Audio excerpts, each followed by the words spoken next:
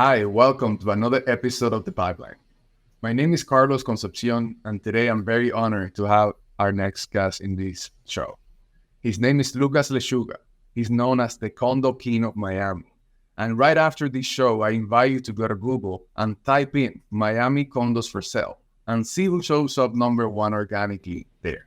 Again, welcome, Lucas. Tell us a little bit more about you and it all started. It's a pleasure to have you today. Okay, going back to that question, how I got into real estate is actually my mother. My mother, when I moved here, let me backtrack a little bit. So when I lived in Chicago, I was an equity options market maker with the Chicago Board of Options Exchange. So I worked there for 4 years. It was, I don't know, like some of the audience members may or may not know what an equity options market maker is, but it's basically like one of those guys that are in the pits that are yelling, buy, sell, so I was one of those guys that you see on TV that are, yelling, blah, blah, blah. And so it was an amazing job. And yeah, so I ended up moving to Miami in 2004 after that. And I got into real estate, but before that, I didn't really want to get into real estate because I didn't want to do sales. I didn't want to be that pushy sales guy. Because for me, sales was all about being pushed, I didn't like that connotation of it. So I remember my mother was like, why don't you get into real estate out there? And I'm like, she saw how hot the market was back in 2004, 2005. Actually, yeah, 2005. I moved down here in 2004. But I started seriously thinking about getting into real estate in 2005. And she's like, why don't you look into getting into real estate? And I'm like, no, I don't want to be a salesman. I don't want to be that pushy sales guy. It's just like, don't think about it that way. Think about it as you're an educator. And I thought about that. I was like, you know what? You're right. And I came from a financial background. I was a trader from Chicago. So I'm like, you know what? I'm going to take the whole real estate game and put it into price per square foot.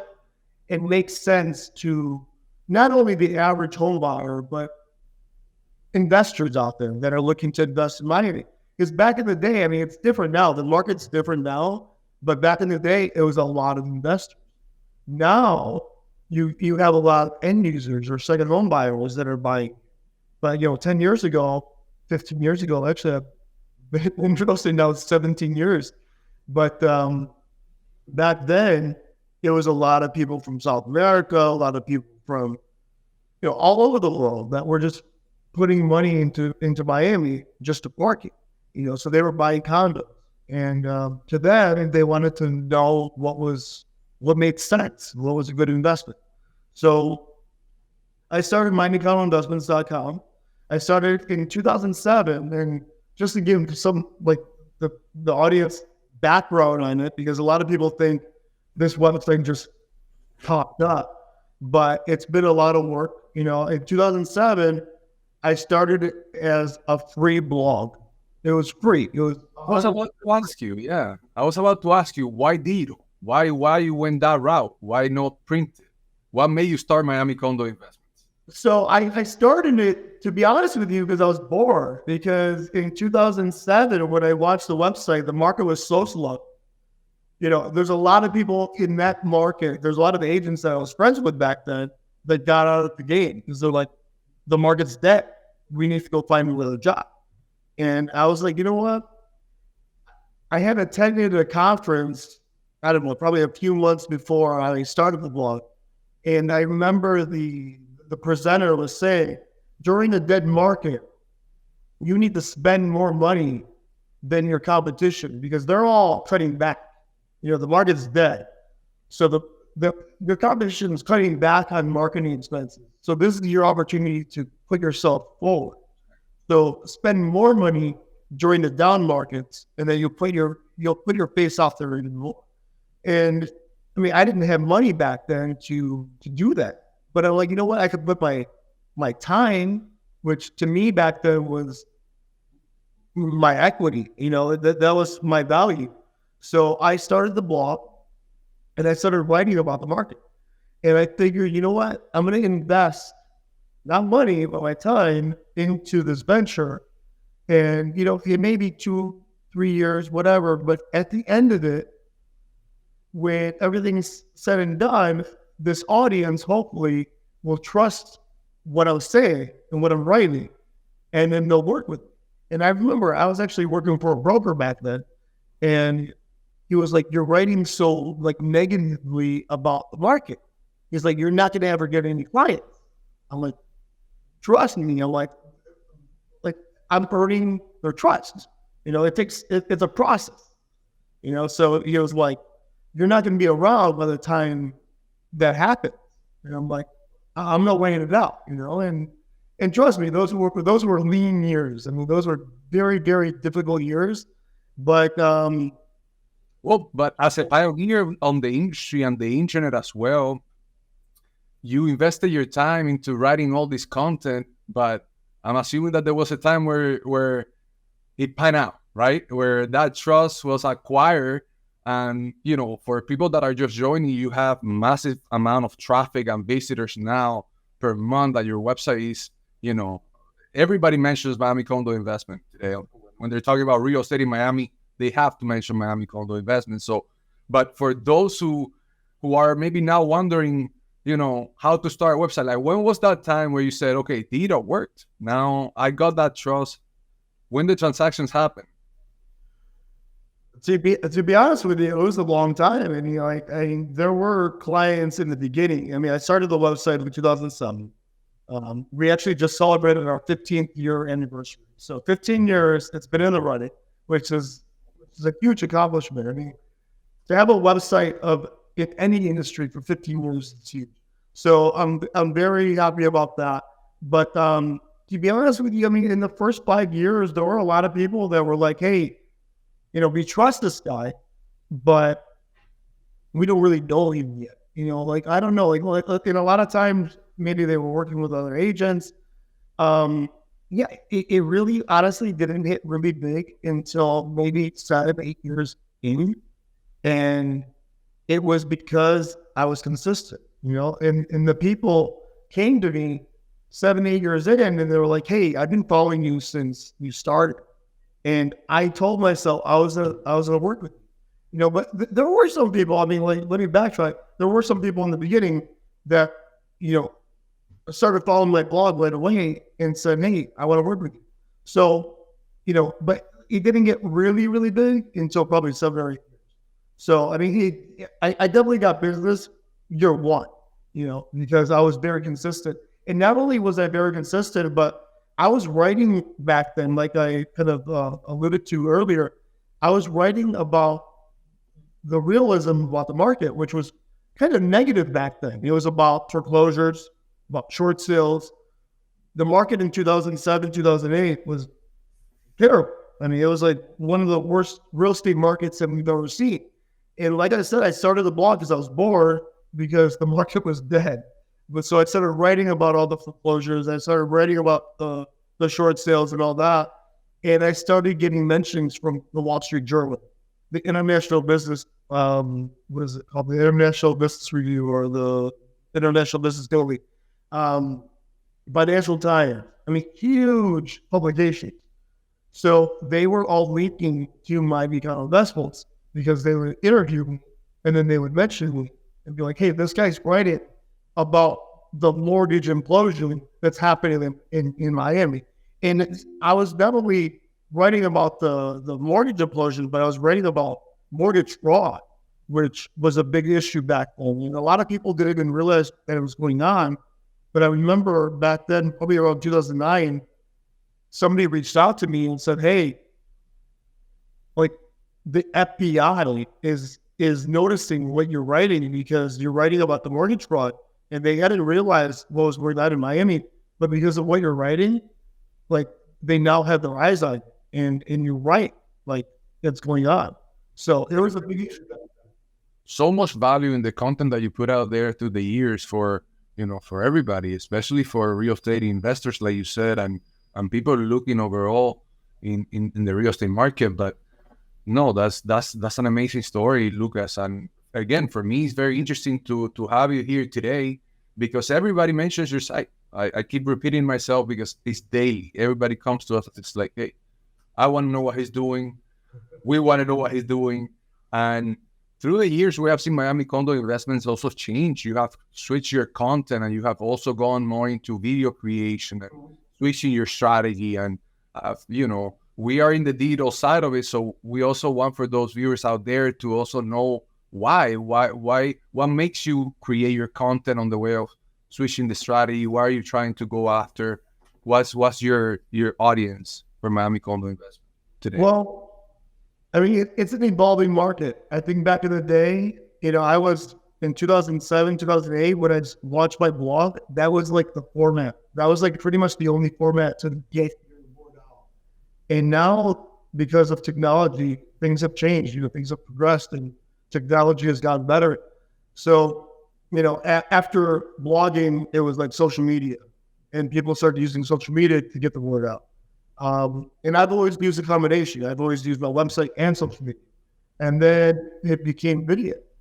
And actually, I started doing video back in 2010, but the quality back then was terrible. I mean, it was so pixelated that you couldn't really see it. But I did it because I was like, you know what, this is the future.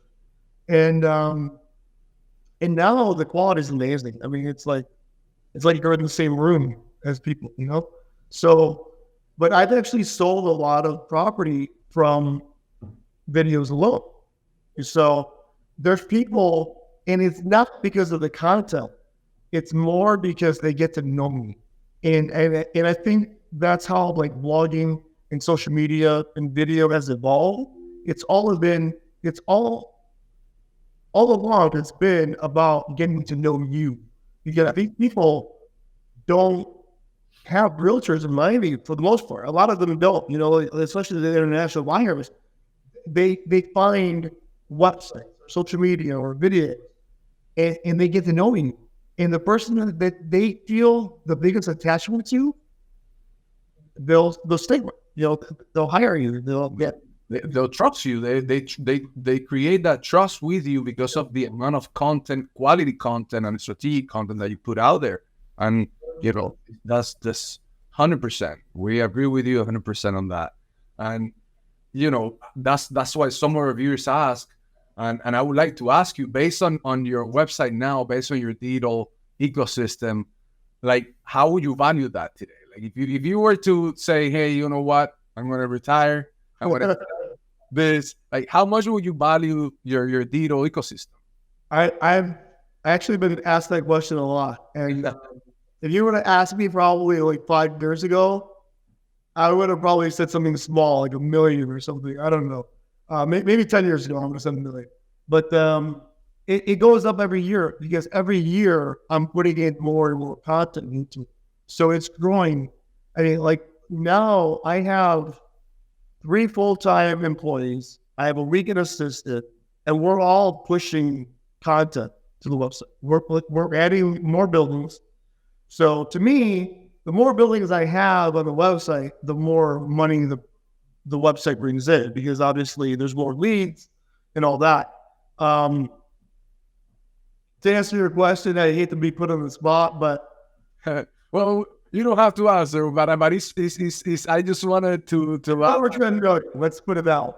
A lot of people come to us and ask us, and they tell us, "Hey, I want to build that website," and I keep telling them, I can't quote you because this is years and years and years of there's our work. It's a very, very time-consuming product, yeah. And it, I don't even know how it would duplicate it. Let's say that let's go backwards. Let's say that I lost the website today and I wanted to do it all over again. First of all, I would. What would you do? I don't know. I don't know what I would do. But the thing is, I would be able to do it again twice as fast as anybody started from scratch, as I've already done. So I've already learned the ins and outs. I already know exactly, the pitfalls of running a website, and all that. I know how to do search engine optimization, which is probably one of my, I'd say that's one of my expertise is search engine optimization. Like I've never hired an outside company to do the SEO for me. Okay. So I've always done that for myself, which, I've read about it. I've done a lot of.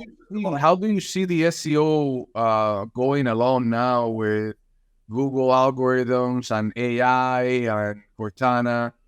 How do you think? That's a big part of it. I think as human beings evolve in the content that they want to see, I think Google's evolving with them. So I think video is a big part of it. I think the questions we ask in Google, that's a big part of it too, because that's AI. I mean, AI is what's providing those answers. So if you're in the top, I don't even like to say top three, because I honestly, like, the third position probably doesn't even get clicked on very much. But the top two, but really, you need to be number one. You really need to be number one in order to drive a lot of traffic. No, for sure. And Lucas, I always like to ask this question at the end, and if put yourself in the mindset of a new agent, like, what would you recommend to a new agent today, especially when you are in a such competitive market, and like you said, at number one for a long time now, but what would you recommend a starting agent who is maybe thinking, getting their brand out there or create a website? What would be your personal advice to them? What would you recommend them to be doing? It's a good question. So in your previous question, you asked about me selling the website and, what it would be worth. So I've actually put myself in that position and said, hey, like, what if I sold the website and started all over again? What would that look like? What would I do? Because it's such a saturated market right now. There's so many agents. Back when I started the website in 2007, I was, I think, pretty much the only blog in Miami that was writing about real estate. I mean, there were a lot of blogs, but I think I was like the only one that was writing about real estate back then. So I didn't have any competition. Now it's much, much different. I mean, everybody's trying to write. There's a lot of content out there that doesn't even really circulate, because it just doesn't get any traction, any traffic. But to answer your question, I would go niche. And that's my best advice to anybody that's starting brand new, is find your niche. And that means if you're doing condos, find a building or find two buildings that you want to specialize in and be the expert in those two buildings. If you're doing single family homes, find a subdivision or two subdivisions, and that's your bread and butter. That's your niche. And if you're into variety, do equestrian houses. It's a perfect blend. So that's my advice. Oh, awesome, Lucas. Thank you so much. The whole meaning of this podcast is to bring light into agents like yourself who have leveraged, their internet. That you have put your knowledge out there. You have brought value to your community and to, thousands of other agents that use your website as a resource for their own work.